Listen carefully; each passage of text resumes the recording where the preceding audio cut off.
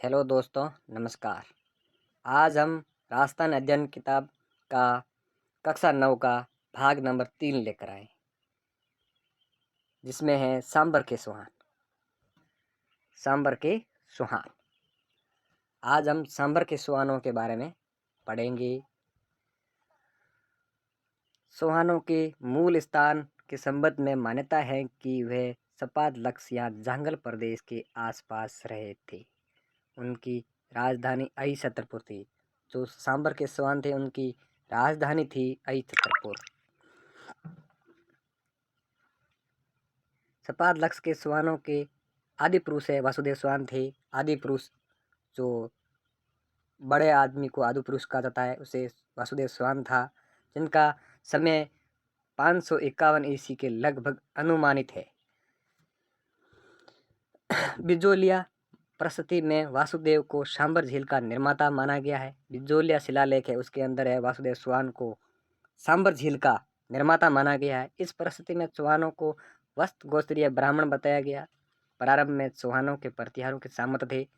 प्रारंभ में वो चौहानों के सामंत थे, प्रतिहारों के सामंत थे। परंतु गुहक प्रथम जिनके हर्षनाथ मंदिर का निर्माण करवाया, स्वतंत्र शासक के रूप में उभरा। जो प्रथम स्वतंत्र शासक रूप में है वो गुहक उभरा। इसी वंश को सुंदरराज की पत्नी रुद्राणी योगी क्रिया के निपुण थी। ऐसा माना जाता है कि वह पुष्कर झील में प्रतिदिन 1000 दीपक जलाकर महादेव की उपासना करती थी। वो जो रुद्राणी है वो 1000 दीपक जलाती थी। रुद्राणी है वो सुंदरराज की पत्नी थी और उसने 1000 दीपक जलाकर महादेव की उपासना करती थी। आज के टाइम में लोगों से एक दीपक नहीं जलाया जाता और इन्होंने प्रतिदिन 1000 दीपक जलाती थी महादेव को प्रसन्न करने के लिए।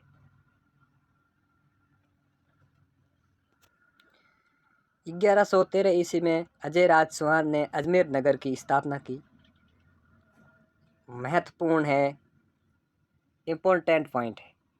1113 ईस्वी में अजय राज चौहान ने अजमेर नगर की स्थापना की।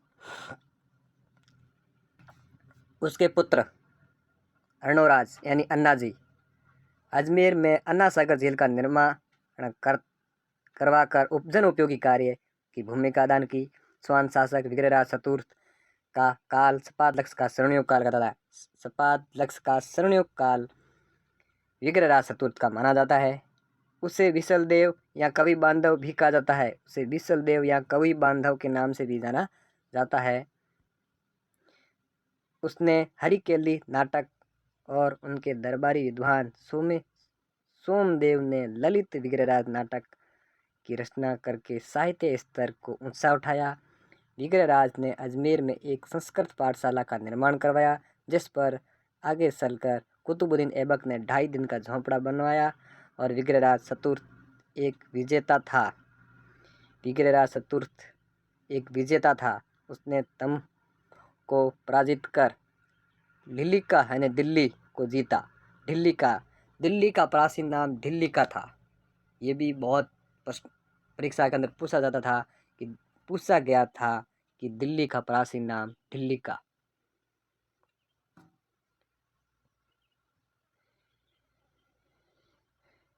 इस वंश क्रम में पृथ्वीराज चौहान तृतीय ने राजस्थान और उस उत्तरी भारत की राजनीति में अपनी विजयों का एक विशिष्ट स्थान बना लिया था। 1191 ईस्वी में उसने तराइन के प्रथम इस युद्ध में मोहम्मद गोरी को परास्त कर वीरता को समूचे परिचय दिया। परंतु 1192 ईस्वी में तराइन के द्वितीय विश्व युद्ध में जब उनकी गोरी से हार हो गई तो उसने आत्मसम्मान को ध्यान में रखते हुए आश्रित शासक बनने की अपेक्षा मृत्यु को प्राथमिकता दी। पृथ्वीराज विजय के लेखक जानक के अनुसार पृथ्वीराज चौहान ने जीवन पर्याप्त युद्धों के वातावरण में रहते हुए भी चौहान राज्य की प्रतिभा को साहित्य और सांस्कृतिक क्षेत्र में पुष्ट किया। तराइन के द्वितीय युद्ध के पश्चात भारतीय राजनीति में एक नया मोड़ आया, परंतु इसका यह अर्थ नहीं था कि इस युद्ध के बाद चौहानों की शक्ति समाप्त हो गई। लगभग आगामी एक शताब्दी तक चौहानों की शाखाएं रणथंभौर, जालोर, हाड़ौती, नाडो तथा चंद्रावती और आबू में शासन करती रही और राजपूत शक्ति धुरी बनी रही। उन्होंने दिल्ली सुल्तानों को सत्ता का समय समय पर मुकाबला कर शौर्य और अदम्य साहस का परिचय दिया।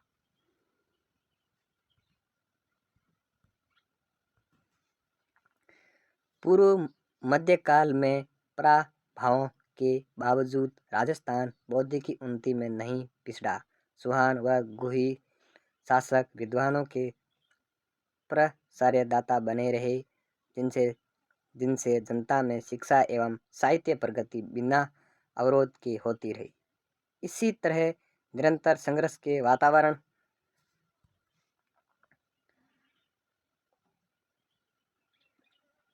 इसे समूचे काल में सौंदर्य और आध्यात्मिक चेतना ने कलात्मक योजनाओं को जीवित रखा। चित्तौड़, बारडोली, आबू के मंदिर इस कथन का प्रमाण है।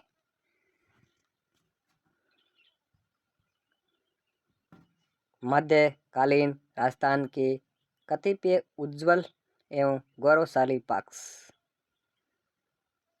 इसके बारे में पढ़ेंगे आज हम। मध्यकालीन राजस्थान के कतिपय उज्ज्वल एवं गौरवशाली पक्ष। मध्यकाल में राजपूत शासकों और सामंतों ने मुस्लिम शक्ति को रोकने की समय समय पर भरपूर कोशिश की। राजपूतों द्वारा अनवरतन तीव्र प्रतिरोध का सिलसिला मध्यकाल में चलता रहा। सत्ता संघर्ष में राजपूत निर्णायक लड़ाई नहीं जीत सके। इसका मुख्य कारण राजपूतों में साधारण आपसी सहयोग का अभाव था। राजपूत ही आपस में लड़ रहे थे, वो आपस में सहयोग नहीं कर रहे थे। इस कारण मुगल सत्ता इनका फायदा उठाती रही या मुस्लिम सत्ता इनका फायदा उठाती रही।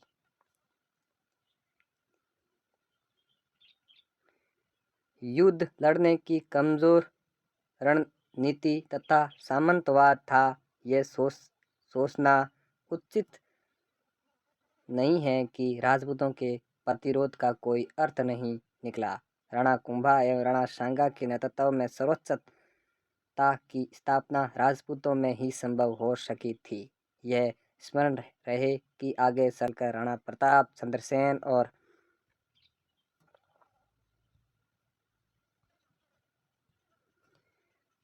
युद्ध लड़ने की कमजोर रणनीति तथा सामंतवाद था। यह सोचना उचित नहीं है कि राजपूतों के प्रतिरोध का कोई अर्थ नहीं निकला। रणकुंभा और राणा सांगा के नेतृत्व में सर्वस्व की स्थापना राजपूत में ही संभव हो सकी थी। यह स्मरण रहे कि आगे चलकर राणा प्रताप, चंद्रसेन और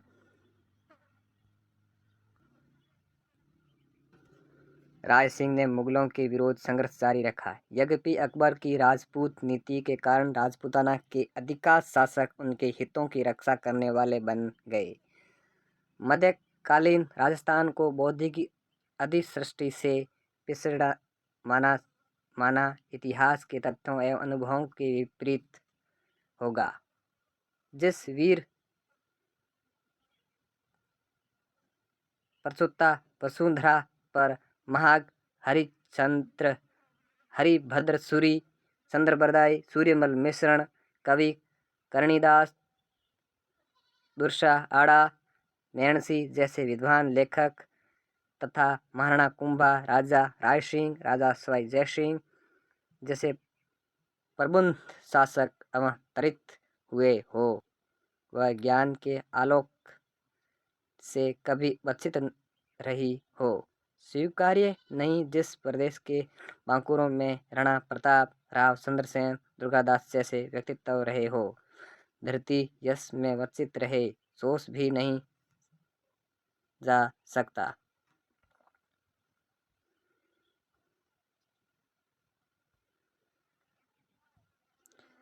धरती धोरारी का इतिहास अपने आप में राजस्थान की नहीं अपितु भारतीय इतिहास का उज्जवल गौरवशाली पहलू है। मध्यकालीन राजस्थान के इतिहास में गुहिल, सिसोदिया, मेवाड़, कस्बा, गुहिल, सिसोदिया, मेवाड़, कस्बा है आमेर, जयपुर, सोहान, अजमेर, दिल्ली और जालोर, सिरोही, हड़ौती इत्यादि के सोहान, राठौड़, जोधपुर और बीकानेर के राठौड़ इत्यादि राजवंश न सत्रह भांति चमकते हुए दिखाई देते हैं। पहले शासक है गुहिल सिसोदिया वंश। गुहिल सिसोदिया वंश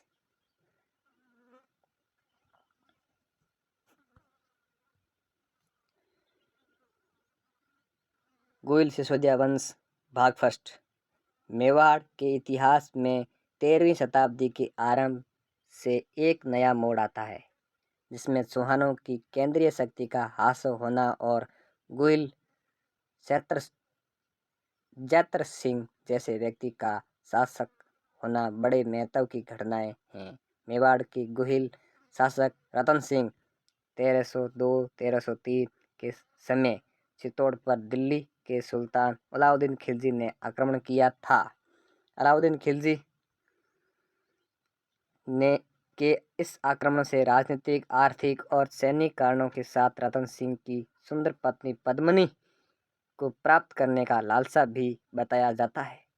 पद्मिनी की कथा का उल्लेख मलिक मोहम्मद जैसी के पद्मावत नामक ग्रंथ में मिलती है। अलाउद्दीन के आक्रमण के दौरान रतन सिंह और गोरा बादल की वीर गति प्राप्त हुए।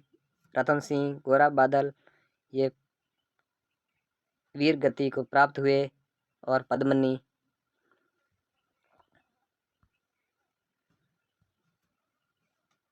ने 16,000 स्त्रियों के साथ जोहर कर आत्मोत्सर्ग किया। इसी समय में अलाउद्दीन खिलजी ने 30,000 हिंदुओं का चित्तौड़गढ़ में कत्ल करवा दिया। अलाउद्दीन खिलजी ने चित्तौड़ जीतकर उनका नाम खिजराबाद कर दिया। महत्वपूर्ण नाम है खिजराबाद। चित्तौड़गढ़ का नाम खिजराबाद किसने किया? अलाउद्दीन खिलजी ने। यह बहुत बार प्रश्न आ चुका है। खिजराबाद राजपूतों का यह बलिदान चित्तौड़ के प्रथम शाके के नाम से प्रसिद्ध हुआ। प्रथम शाका राजपूतों के इतिहास में बलिदान में चित्तौड़ में ये प्रथम शाखा माना जाता है, जिसमें गोरा बादल की वीरता को अमर कहानियां बन गई। आज भी चित्तौड़ के खंडरों में गोरा बादल के महल, उनके साहस और सूझबूझ की कहानियां सुन रहे हैं। पद्मिनी का त्याग और जौहर व्रत महिलाओं को एक नई प्रेरणा देता है। गोरा बादल का बलिदान हमें यह सिखाता है कि जब देश पर आपत्ति आए तो प्रत्येक व्यक्ति को अपना सर्वस्व न्यौछावर कर देने देश रक्षा में लग जाना चाहिए। अगर अपने देश पर कोई आपत्ति आती है तो अपना सहयोग भी करना चाहिए। रतन सिंह के पश्चात सिसोदिया के सरदार हमीर ने मेवाड़ को दयनीय स्थिति से उभारा। वह राणा शाखा का राजपूत था। राणा लाखा 1382 से 1421 के समय उदयपुर के पिछोला झील का बांध बनाया गया।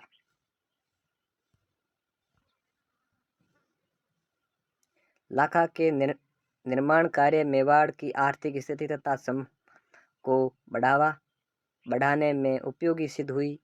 लाखा के पुत्र मोकल ने मेवाड़ को बौद्धिक तथा कलात्मक प्रवृत्तियों का केंद्र बनाया।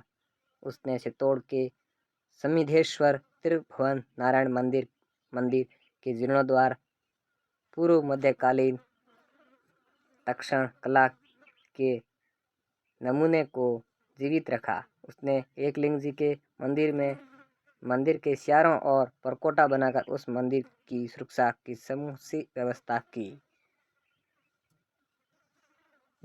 2 नंबर पर है मोकल।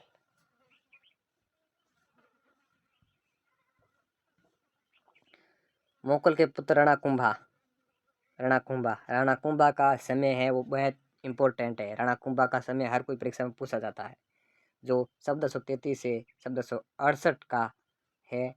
काल मेवाड़ के राजनीतिक, साहित्य और सांस्कृतिक उन्नति के लिए जाना जाता है। कुंभा को अभिनव भट्टाचार्य, हिंदू सुल्तान, साप गुरु, दान गुरु आदि विरुद्धों से संबोधित किया जाता है। राणा कुंभा ने सन 1437 ईस्वी में सारंगपुर के युद्ध में मालवा मांडू के सुल्तान मोहम्मद खिलजी को पराजित किया था।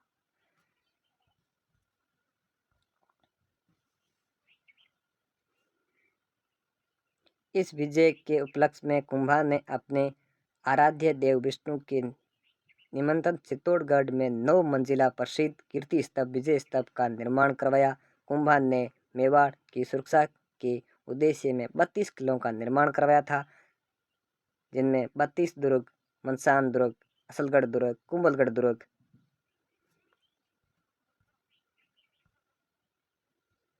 प्रमुख है। कुंभलगढ़ दुर्ग का सबसे ऊंचा भाग कटारगढ़ कहलाता है। कुंभाकालीन स्थापत्य में मंदिरों का बड़ा महत्व है। ऐसे मंदिरों को कुंभस्वामी तथा श्रृंगा शौकी का मंदिर, चित्तौड़ में मीरा मंदिर, एकलिंग जी रणकपुर का मंदिर अनूठे हैं। कुंभा वीर, युद्ध कुशल, कला प्रेमी के साथ साथ विद्वान एवं विधा अनुरागी भी था। एक लिंग महात्म्य से ज्ञात होता है कि कुंभा वेद, स्मृति, मीमांसा, उपनिषद, व्याकरण, साहित्य, राजनीतिक में बड़ा निपुण था। संगीत राज, संगीत मीमांसा एवं सूर प्रबंधक कुंभा द्वारा रचित संगीत ग्रंथ थे। कुंभा ने चंडी शतक की व्याख्या की, गीत गोविंद की, रसिक प्रिया टीका और संगीत रत्नाकर की टीका लिखी। कुंभा का दरबार विद्वानों की शरण स्थली था। उनके दरबार में मंडन जो प्रख्यात शिल्पी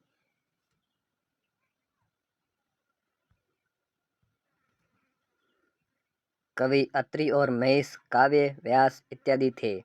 अत्रि और महेश ने कीर्ति स्तंभ प्रशस्ति की रचना की। कान्हा व्यास ने एकलव्य महात्म्य नामक ग्रंथ की रचना की। इस प्रकार कुंभा के काल में मेवाड़ सर्वतोमुखी उन्नति पर पहुंचा था।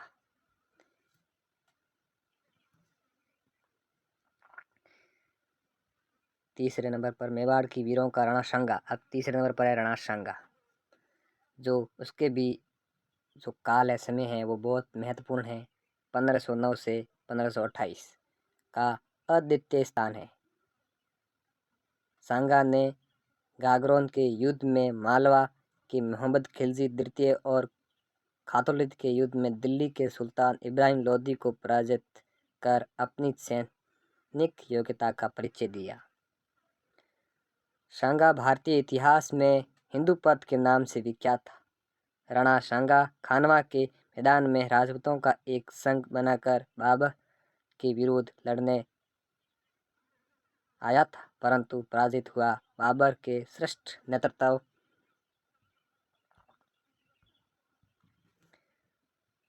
और तोपखाने के कारण सांगा की पराजय हुई। खानवा का युद्ध 17 मार्च 1527 में परिणाम की दृष्टि से बड़ा महत्वपूर्ण रहा। इससे राजसत्ता राजपूतों के हाथों से निकलकर मुगलों के हाथों में आ गई। यही से उत्तरी भारत का राजनीतिक संबंध मध्य एशिया देशों से पुनः स्थापित हो गया। राणा सांगा अंतिम हिंदू राजा था जिनके सेनापतित्व के सब राजपूत जातियां विदेशियों को भारत से निकालने के लिए सम्मिलित हुई। सांगा ने अपने देश के गौरव रक्षा में एक आंख, एक हाथ और एक टांग गंवा दी। उसके अतिरिक्त उसके शरीर के भिन्न भिन्न भागों पर 80 तलवारें के घाव लगे हुए थे। सांगा ने अपने चरित्र और आत्मबल से उस जमाने में इस बात की पुष्टि कर दी थी कि उस पद और चतुराई की अपेक्षा स्वदेश रक्षा और मानव धर्म का पालन करने की क्षमता का अधिक महत्व है। सांगा के पुत्र विक्रमादित्य 1531 से 1537 ईस्वी के राजत्व काल में गुजरात के बहादुर शाह ने चित्तौड़ पर 2 बार आक्रमण किए, जिसमें मेवाड़ को जन और धन की हानि उठानी पड़ी। इस आक्रमण के दौरान विक्रमादित्य की मां और सांगा की पत्नी हाड़ी कर्मावती ने हुमायूं के पास राखी भेजकर सहायता मांगी, परंतु इस समय पर सहायता न मिलने पर कर्णावती ने जौहर व्रत का पालन किया। कुंवर पृथ्वीराज के अनुरस पुत्र वणवीर ने अवसर पाकर विक्रमादित्य की हत्या कर दी। बनवीर ने विक्रमादित्य की हत्या बनवीर ने की थी। सॉरी, ये वणवीर नहीं है, बनवीर है।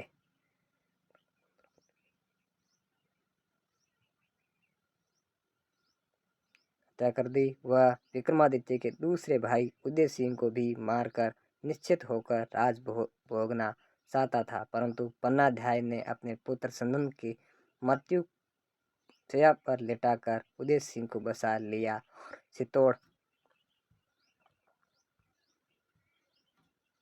से निकालकर कुंभलगढ़ पहुंचा दिया। इस प्रकार पन्नाध्याय ने देश प्रेम हेतु त्याग का अनूठा उदाहरण प्रस्तुत किया, जिनका मान भारतीय इतिहास में सदियों तक होता रहेगा। अब 4 नंबर पर महाराणा उदय सिंह 1537 से 1572 ने 1559 में उदयपुर की स्थापना की गई। महाराणा उदय सिंह ने 1559 से उदयपुर की स्थापना की। उसके समय 1563 से 68 में अकबर ने चित्तौड़ पर आक्रमण किया था, परंतु कहा जाता है कि अपने मंत्रियों के सलाह पर उदय सिंह चित्तौड़ की रक्षा का भार जयमल मृत्या और फत्ता सिसोदिया को सौंपकर गिरवा की पहाड़ियां में चले गए। इतिहास लेखकों इस उदय सिंह की कायरता बताया। इतिहास लेखकों ने इसे उदय सिंह की कायरता बताया। कर्नल जेम्स टोड ने तो यहाँ तक लिखा है कि यदि सांगा और प्रताप के बीच में उदय सिंह न होता तो मेवाड़ के इतिहास के पन्ने अधिक उज्जवल होते, परंतु डॉक्टर गौरी चंद शर्मा की राय में उदय सिंह को कायर या देशद्रोही कभी नहीं कहा जा सकता, क्योंकि उसने बनवीर, मालदेव, हाजी खां, पठान इत्यादि के विरुद्ध युद्ध लड़कर अपने आत्मीय साहस और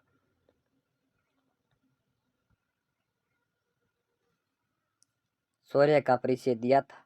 अकबर ने लड़ते हुए जयमल और फत्ता वीर गति को प्राप्त हुए। अकबर ने चित्तौड़ में 3 दिनों के कठिन संघर्ष के बाद 25 फरवरी 1568 को किला फतेह कर दिया।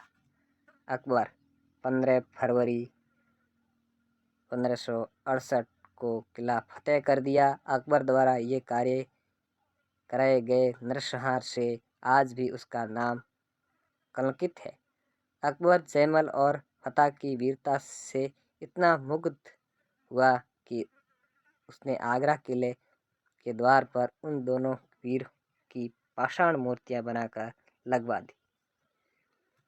5 नंबर पर है उदय सिंह के पुत्र महाराणा प्रताप का जन्म 9 मई 1540 में कटारगढ़ यानी कुंभलगढ़ में हुआ था। प्रताप ने मेवाड़ के सिंहासन पर केवल 25 वर्षों तक शासन किया, लेकिन उतने समय में ही उन्होंने ऐसे कीर्ति अर्जित की कि जो देश काल की सीमा को पार कर अमर हो गए। वह और उनके मेवाड़ राज्य वीरता, बलिदान और देशभक्त देश अभिमान के पर्याप्त बन गए। प्रताप को पहाड़ी भाग में कीका कहा जाता था, जो स्थानीय भाषा में छोटे बच्चे का सूचक है। अकबर ने प्रताप को अधिकता में लाने के अनेक प्रयास किए, परंतु निष्सफल रहे। जहां भारत के तथा राजस्थान के अधिकांश नरेशों ने अकबर की अधीनता स्वीकार कर ली थी। प्रताप ने वैभव के प्रलोभन को ठुकरा कर राजनीतिक मंच पर अपनी कर्तव्यपरायणता के उत्तरदायित्व को बड़े साहस से निभाया। उसने अपनी निष्ठा और दृढ़ता से अपने सैनिकों को कर्तव्यबोध, प्रजा को आशावादी और शत्रु को भयभीत रखा। अकबर ने मेवाड़ की स्वतंत्रता प्राप्त करने पर तुला हुआ था और प्रताप उसकी रक्षा के लिए दोनों की मनोवृत्ति और भावनाओं का मेल न होना ही हल्दी घाटी के युद्ध 18 जून 1570 का कारण बना गया।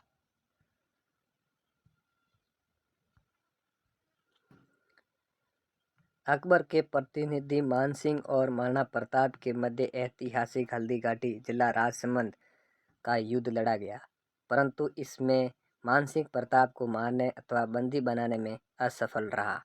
वहीं प्रताप ने अपने प्रिय घोड़े सैत्य की पीठ पर बैठकर मुगलों को ऐसा सबक सिखाया कि वह अपना पिंड छुड़ाकर मेवाड़ से भाग निकले। यदि हम इस युद्ध के परिणामों को गहराई से देखते हैं तो पाते हैं कि पार्थिव विजय तो मुगलों को मिली, परंतु वह विजय पराजय से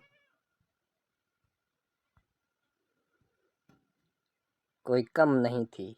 इतिहासकार डॉक्टर के.एस. गुप्ता की इस संदर्भ में टिप्पणी है कि परिस्थितियों एवं परिणामों को देखते हुए ये कहा जा सकता है कि हल्दी घाटी युद्ध में अकबर विजयश्री प्राप्त न कर सका। महाराणा प्रताप को विपत्ति काल में उनके मंत्री भामाशाह ने सुरक्षित संपत्ति लाकर समर्पित कर दी थी। इस कारण भामाशाह को दानवीर तथा मेवाड़ का उद्धारक कहकर पुकारा जाता है। भामाशाह को दानवीर और मेवाड़ का उद्धारक कहकर पुकारा जाता है। राणा प्रताप ने 1582 ईस्वी में दिवेर के युद्ध में अकबर के प्रतिनिधि सुल्तान खान को मारकर वीरता का प्रदर्शन किया। प्रताप ने अपने जीवन काल में चित्तौड़ और माडलगढ़ के अतिरिक्त मेवाड़ के अधिकांश हिस्सों पर पुनः अधिकार कर लिया था। सिर्फ 2 स्थान चित्तौड़ और माडलगढ़ को छोड़कर महाराणा प्रताप ने जो अकबर के द्वारा जीते हुए स्थानों को पुनः प्राप्त कर लिया था। प्रताप ने विभिन्न समय में कुंभलगढ़ और सांवड़ को अपनी राजधानी बनाई थी। प्रताप के संबंध में कर्नल जेम्स टॉन्ट ने कहा था कि अकबर की उच्च महत्वाकांक्षा, शासन निपुणता और असीम साधन, ये सब बातें श्रेष्ठ चित्र महाराणा प्रताप की अदम्य वीरता कीर्ति को उज्जवल रख वाले दृष्ट साहस और कर्मठता को दबाने में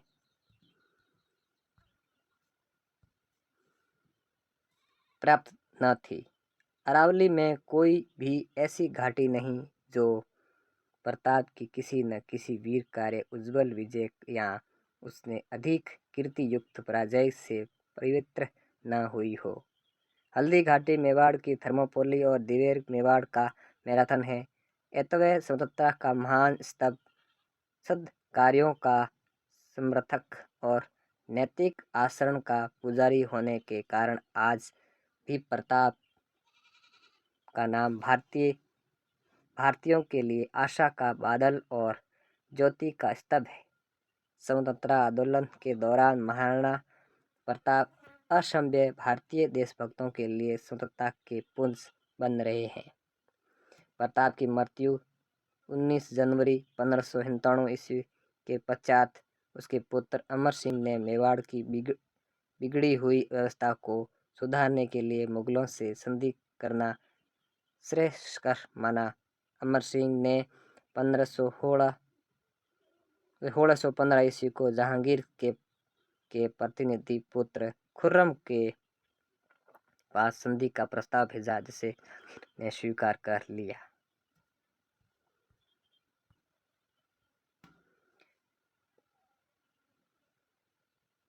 अमर सिंह मुगलों से संधि करने वाला मेवाड़ का प्रथम शासक था। संधि में कहा गया था कि राणा अमर सिंह को अन्य राजाओं की भांति मुगल दरबार की सेवा श्रेणी में प्रवेश करना होगा, परंतु राणा को दरबार में जाकर उपस्थित होना आवश्यक न हो। सन नंबर पर महाराणा राज सिंह 1652 से 1680 के बीच में महाराणा राज सिंह का शासन था, ने मेवाड़ की जनता की दुष्काल से सहायता पहुंचाने के लिए तथा कलात्मक प्रवृत्ति को प्रोत्साहन देने के लिए राजसमंद झील का निर्माण करवाया। राज सिंह ने युद्ध नीति और राजहित के लिए संस्कृति के तत्वों के पोषण की नीति को प्राथमिकता दी। वह रणकुशल, साहसी, वीर और निर्भीक शासक था।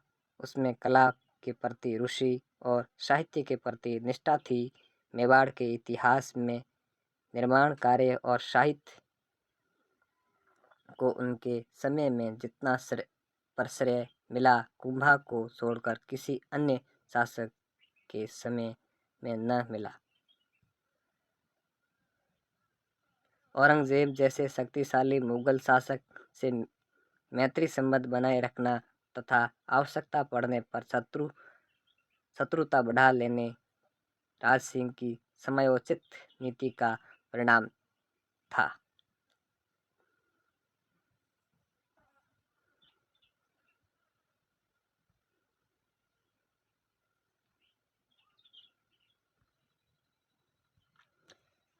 अब है कस्वा वंश।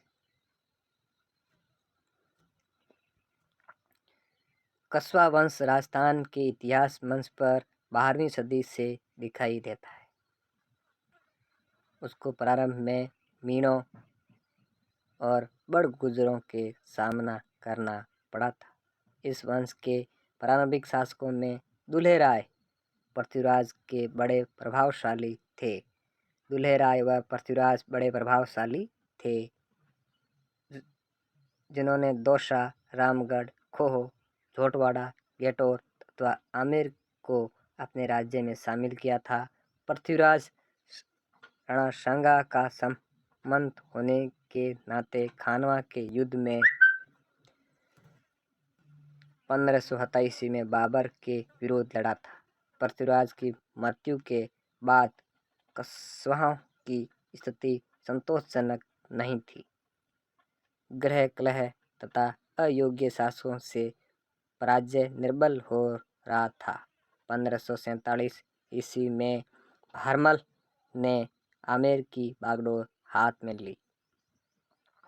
भारमल ने उदीयमान अकबर की शक्ति का महत्व समझा और 1562 में उसने अकबर की अधीनता स्वीकार कर अपनी श्रेष्ठ पुत्री हरकुबाई का विवाह अकबर के साथ कर दिया। अकबर की ये बेगम मरियम उज़ उज़मानी के नाम से विख्यात हुई।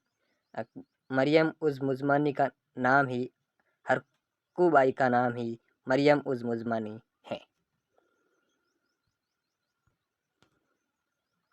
भारमल का पहला राजपूत था जिसने मुसलमानों ने मुगलों से वैवाहिक संबंध स्थापित किए। भारमल ये पहला राजा था जिसने मुगलों से वैवाहिक संबंध स्थापित किए।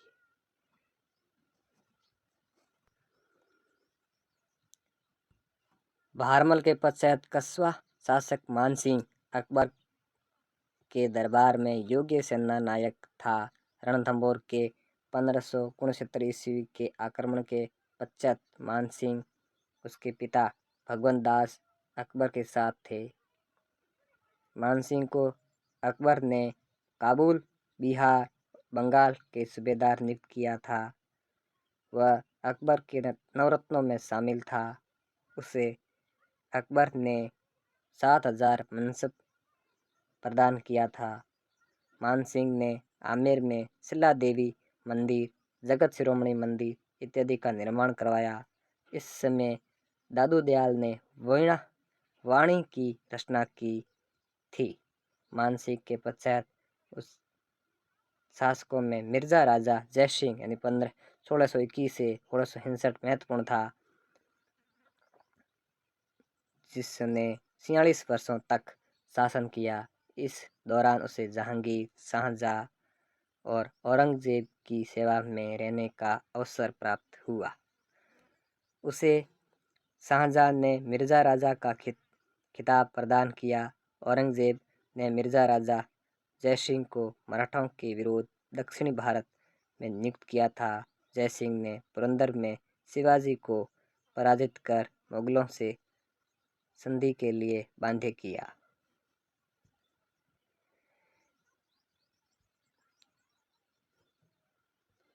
11 जून 1665 को शिवाजी और जयसिंह के मध्य पुरंदर की संधि हुई थी। बहुत महत्वपूर्ण इम्पोर्टेंट है। 11 जून 1665 शिवाजी और मानसिंह के मध्य पुरंदर की संधि, जिसके अनुसार आवश्यकता पड़ने पर शिवाजी ने मुगलों की सेवा से उपस्थित होने का वचन दिया। इस प्रकार पुरंदर की संधि विजय सिंह की राजनीतिक दूरदर्शिता का एक सफल परिणाम थी।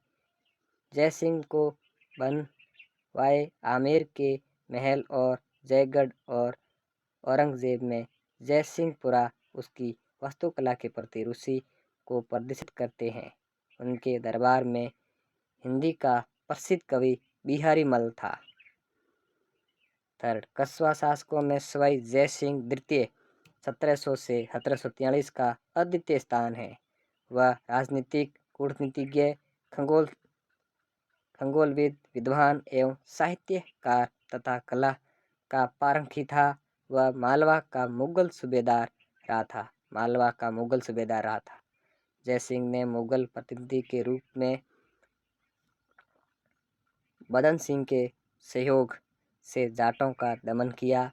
सवाई जयसिंह ने राजपूताना में अपनी स्थिति मजबूत करने और मराठों का मुकाबला करने के उद्देश्य से 17 जुलाई 1734 हुरडा भीलवाड़ा में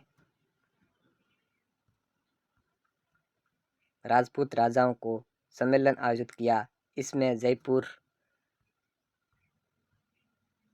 जोधपुर, उदयपुर और कोटा, किशनगढ़, नागौर, बीकानेर आदि के शासकों ने भाग लिया, परंतु इस सम्मेलन का जो परिणाम होना चाहिए था वह नहीं हुआ, क्योंकि राजस्थान के शासकों के स्वार्थ भिन्न भिन्न थे। सवाई जयसिंह अपना प्रभाव बढ़ाने के उद्देश्य से बूंदी के आंतरिक मामलों में हस्तक्षेप कर स्वयं वहाँ का सर्वा बनना बैठा, परंतु बूंदी के बुद्ध सिंह की पत्नी अमर कंवरी ने, जो जयसिंह की बहन थी, मराठा मल्हारराव होलकर को अपना राखीबंद भाई बनाकर और धन का लालच देकर बूंदी आमंत्रित किया, जिससे होलकर और सिंधिया ने बूंदी पर आक्रमण कर दिया।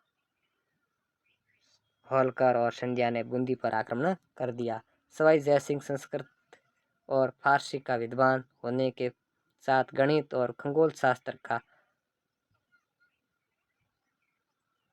असाधारण पंडित था। उसने 1725 में नक्षत्रों की युद्ध सारणी बनाई। 1725 ईस्वी में नक्षत्रों की युद्ध सारणी बनाई और उसका नाम तत्कालीन मुगल सम्राट के नाम पर जिज मोहम्मद शाही नाम रखा, जिसे जयसिंह कारी का नामांकन ज्योतिषी ग्रंथ की रचना की। सवाई जयसिंह की महान देन जयपुर है, जिसकी उसने 1727 ईस्वी में स्थापना की थी। जयपुर का वास्तुकार विद्याधर भट्टाचार्य था। नगर निर्माण के विचार से ये नगर भारत तथा यूरोप में अपने ढंग का अनूठा है। इनकी समकालीन वर्तमानकालीन विदेशी यात्रियों ने मुक्त कंठ से प्रशंसा की है।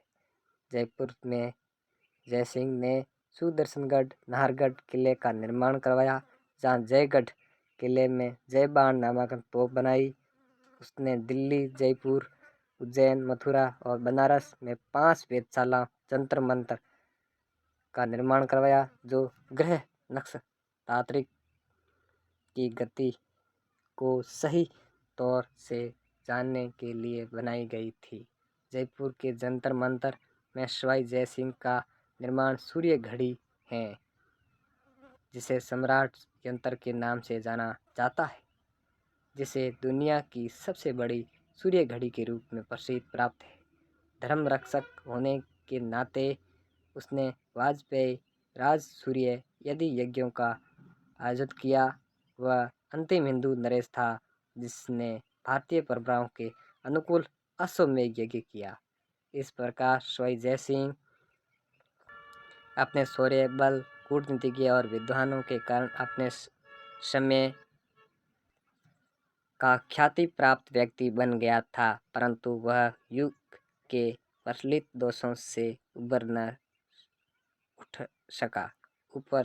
सका। अब आगे है राठौड़ वंश।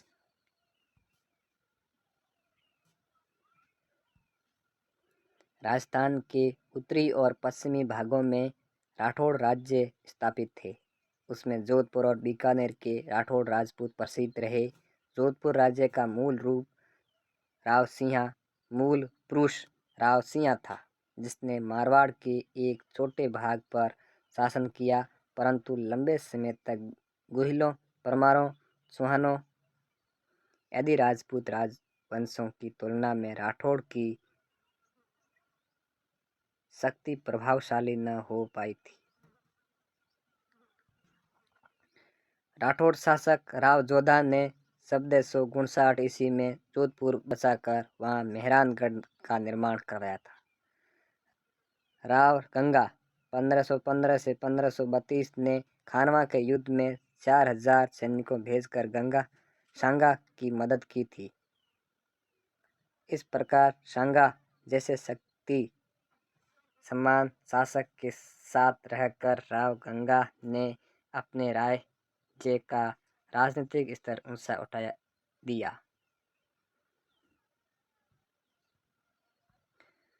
राव मालदेव गंगा का श्रेष्ठ पुत्र था। वह अपने समय का एक वीर प्रतापी शक्ति समान शासक था।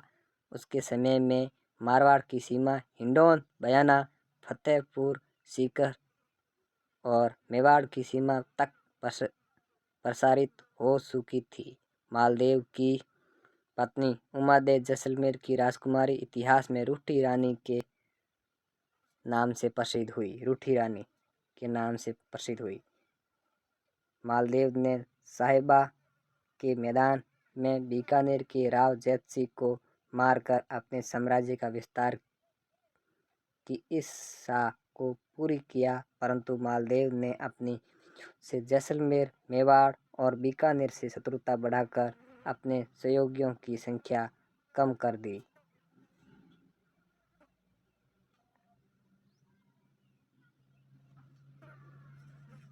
शेरशाह से हारने के बाद हुमायूं मालदेव से सहायता प्राप्त करना चाहता था, परंतु वह मालदेव पर संदेह करके अमरकोट की ओर प्रस्थान कर गया। मालदेव की सेना को 1544 ईस्वी में गिरी सुमले युद्ध के शेरशाह सूरी का सामना करना पड़ा। कहा जाता है कि युद्ध में पूर्व शेरशाह ने चालाकी का सहारा लेते हुए मालदेव को 2 सेनापति जत्ता और कुंपा को जाली पत्र लिखकर अपनी ओर मिलाने का ढोंग रचा था। इस युद्ध में स्वामी भक्ति जत्ता और कुंपा मारे गए तथा शेरशाह की विजय हुई। युद्ध समाप्ति के पश्चात शेरशाह ने कहा था, एक मुट्ठी भर बाजरे के लिए वह हिंदुस्तान की बादशाहत खो देता।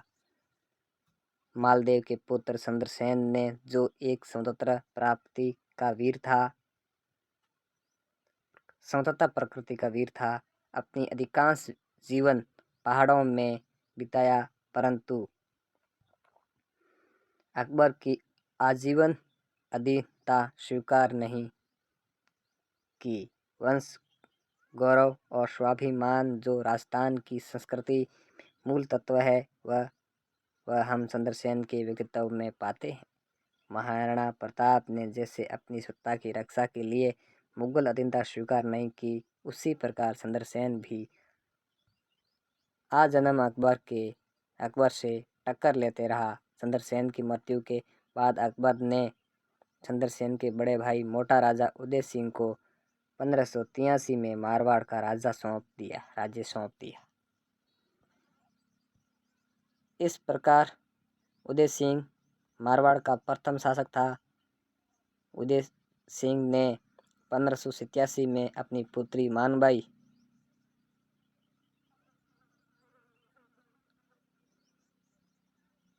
जोधपुर के राजकुंवर होने के कारण यहाँ जोधाबाई भी कहलाती है, का विवाह जहांगीर के साथ कर दिया। यह इतिहास में जगत गोसाई के नाम से प्रसिद्ध हुई। जगत गोसाई या मानबाई या जोधाबाई एक ही रानी के नाम है, एक ही कुंवरी के नाम है। इसी वंश के जगज सिंह का पुत्र अमर सिंह राठौड़ राजकुमारों में अपने साहस और वीरता के लिए प्रसिद्ध है। आज भी इसके नाम के ख्याल राजस्थान के गांवों में गाए जाते। अभय जसवंत सिंह ने धर्मत के युद्ध में 1658 में औरंगजेब के विरुद्ध शाही सेना की ओर से भाग लिया था, परंतु शाही सेना भी पराजय ने जसवंत सिंह को युद्ध मैदान में भागने पर मजबूर कर दिया। जसवंत सिंह खाजुआ के युद्ध 1659 में शुजा के विरुद्ध औरंगजेब की ओर से लड़ने गया था, परंतु वह मैदान में शुजा से गुप्त संवाद कर शुजा की ओर शामिल हो गया, जो उसके लिए अभोमनीय था। हालांकि वह जैसा वीर, साहसी और कूटनीतिज्ञ था, वैसा ही वह विधा और कला प्रेमी भी था। उसने भाषाभूषण नामक ग्रंथ लिखा। मुणोत नैणसी उनका मंत्री था।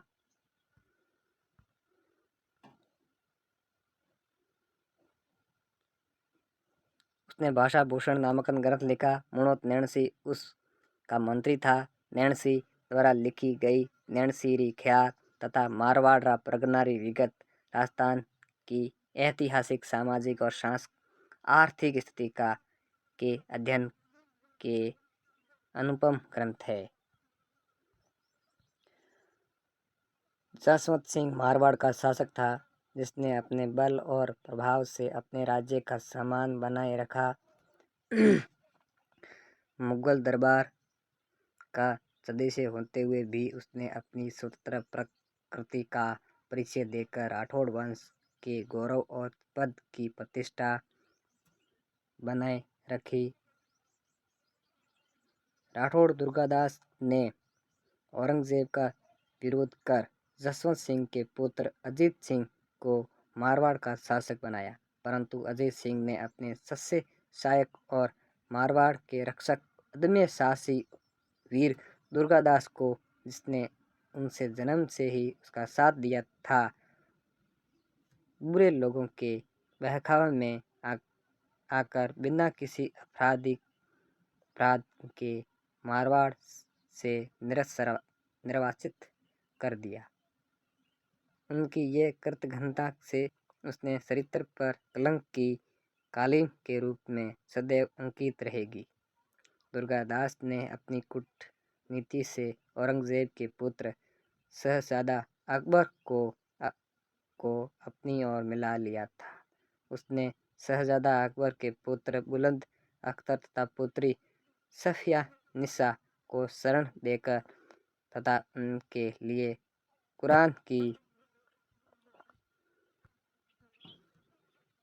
कुरान की शिक्षा व्यवस्था करके सांप्रदायिक एकता का परिचय दिया। वीर दुर्गादास राठौड़ एक चमकता हुआ सितारा हैं जिससे इतिहासकार जैसे टर्न भी प्रभावित हुए बिना नहीं रह सका। जेम्स टर्न ने उसे राठौड़ों का यूलिसेस कहा था। जेम्स टर्न ने उसे राठौड़ों का यूलिसेस कहा था दुर्गादास राठौड़ को। 5. जोधपुर के राव जोधा के पुत्र राव बीका ने 1788 में बीकानेर बसाकर उसे राठौड़ सत्ता का दूसरा केंद्र बनाया। बीका के पुत्र राव लूणकर्ण को इतिहास में कलयुग का कर्ण कहा जाता है। बीका के पुत्र लूणकर्ण को इतिहास में कलयुग का कर्ण कहा गया। बीकानेर के जैतसी का बाबर के पुत्र कामरान से संघर्ष हुआ जिससे कामरान की पराजय हुई। 1570 में अकबर द्वारा आयोजित नागौर दरबार में राव कल्याणमल ने अपने पुत्र राय सिंह के साथ भाग लिया। तभी से मुगल सम्राट और बीकानेर के राज्य का मैत्री संबंध स्थापित हो गया। बीकानेर के नरेशों में कल्याणमल प्रथम व्यक्ति था जिसने अकबर की अधीनता स्वीकार कर ली थी।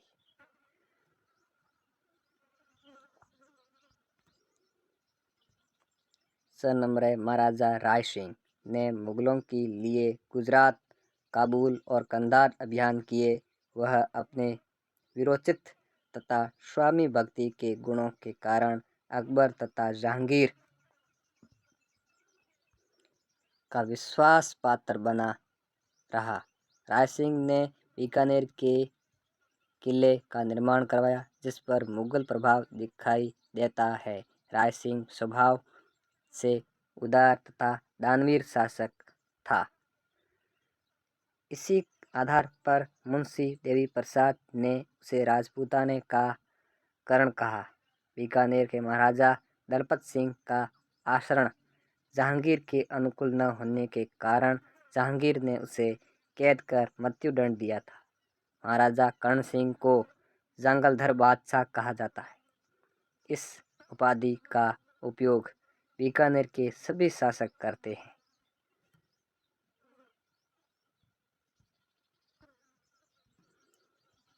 7 नंबर है महाराजा अनूप सिंह वीर कूटनीतिज्ञ और विधा अनुरागी शासक था। उसने अनूप विवेक, काम प्रबोध, श्रेय प्रयोग, सीतामणि, गीत गोविंद और अनुपोदय टीका लिखी थी।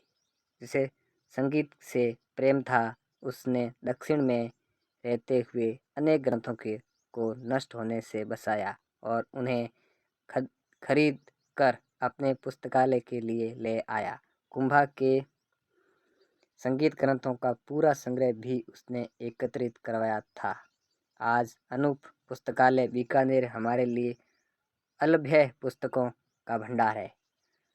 अनूप पुस्तकालय है जो बीकानेर में बना हुआ है वो अलभ्य पुस्तकों का भंडार है जिसका श्रेय अनूप सिंह के विधा अनुराग को है। दक्षिण में रहते हुए उसने अनेक मूर्तियों का संग्रह किया और उन्हें नष्ट होने से बचाया। ये मूर्तियों का संग्रह के 33 करोड़ देवी देवताओं के मंदिर में सुरक्षित है। 8 नंबर है किशनगढ़ में भी राठौड़ सत्ता का पृथक केंद्र था। यहाँ का प्रसिद्ध शासक सामत सिंह था जो कृष्ण भगत होने के कारण नागरीदास के नाम से प्रसिद्ध था। इसके समय किशनगढ़ में चित्रकला का अद्भुत विकास हुआ।